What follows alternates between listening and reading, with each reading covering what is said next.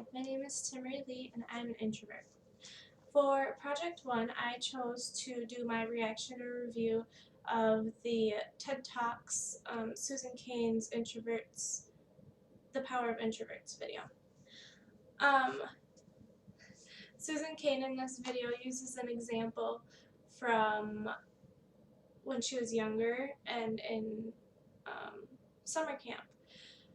And I related to this a lot because when I was younger and we had just moved to Minnesota, I also was put in a summer camp by my parents, and the one thing that sticks out in my mind is bringing my doodle book, is what I called it. I loved my doodle book. I was always in my room doodling when I wasn't reading or doing something of that sort. And in summer camp, when we were out doing activities and just being together, I would always want to go back and doodle in my doodle book. I knew from a really young age that I was an introvert. I obviously never knew the word for it, but I knew I was quiet and kept to myself. In chapter 4, it talks about being an introvert a little bit and how it affects our personalities. It talks about how introverted people can devise their personality or trait through things like social media, texting, emailing, and I've seen that I've done that a lot. I'm much more comfortable talking to people via instant messaging, texting, emailing for sure.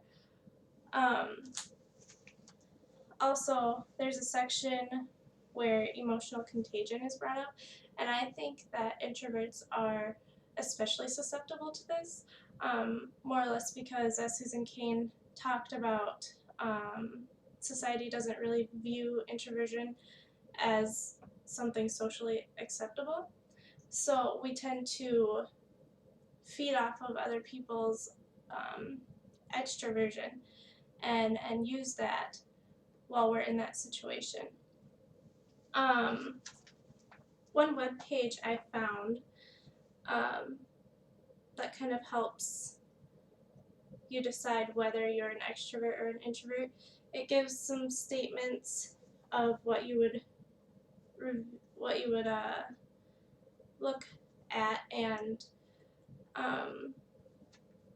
decide whether you relate to the extrovert statements or to the introvert statements.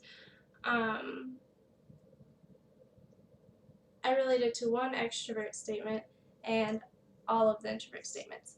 The one extrovert statement I related to is some people would view me as outgoing, and I could see how some people would, because at work, especially, I am a lot more vocal than I am at home or in public places, more or less because I work with a bunch of extroverts and it's kind of a necessity in the job field. So this website would be the Myers and Briggs Foundation.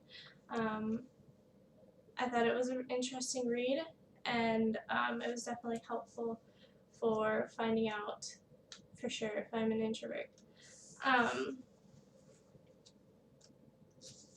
Another website that I found was the Atlantic.com, and this article is really great. I really enjoyed the read. It talks about introverts and kind of goes in depth about how they work and how people view them and what we really are. We're really just keep to ourselves people who think the best when we're alone in our own little bubble. And this article goes into great detail about that. And it goes really well with the TED Talks video too. So I would definitely advise watching the TED Talks video and then going to the Atlantic.com and reading that article because they just go hand in hand. An example I have of being an introvert is my doodling for my class. As you can see in the margins of my notebooks here, I do a lot of doodling.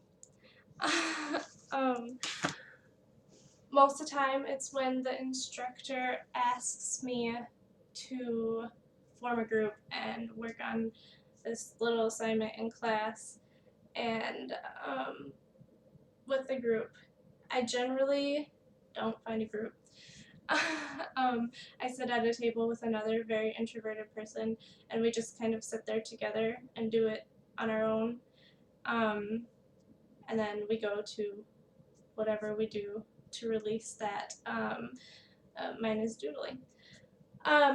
One of my favorite quotes from that previous website, the article on theatlantic.com, is